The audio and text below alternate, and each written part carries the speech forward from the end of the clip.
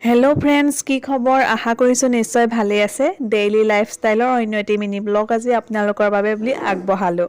আৰু মই বাৰীৰে পৰা এখিলা কলপাত নিবলৈ আহিছিলোঁ। কি কাৰণে নিশ্চয় গম পাব। আজি শনিবাৰ, মই গৈছিলোঁ বজাৰলৈ আৰু বজাৰলৈ যোৱা ভিডিঅ'টো অলপ টাইমৰ আগত আপোনালোকৰ বাবে আগবঢ়াই দিছিলোঁ। নিশ্চয় এবাৰ পেজটো যদি খুচৰে আপোনালোকে বিচাৰি পাই যাব।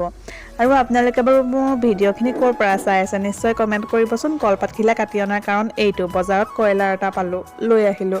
তেজপুৰৰ ফালে মানুহবিলাকে দেখোন কয়লাৰ নাখায়, ব্ৰইলাৰটো বেছিহে চলে নেকি। আৰু সেইকাৰণে পালোঁ যেতিয়া কয়লাৰটো এৰি থৈ অহাত মই নাই, যিহেতু আমাৰ লখিমপুৰৰ ফালে কয়লা খুব খাওঁ।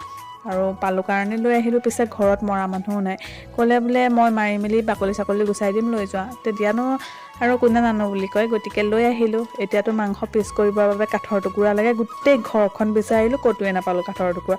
লাষ্টত মস্ত বাটাম এটা আনি লৈছোঁ, গোটেইডাল দেখুওৱা নাই, আপোনালোকে আকৌ হাঁহি দিবও পাৰে নহয়। আৰু ইয়াতে অনুৰাগে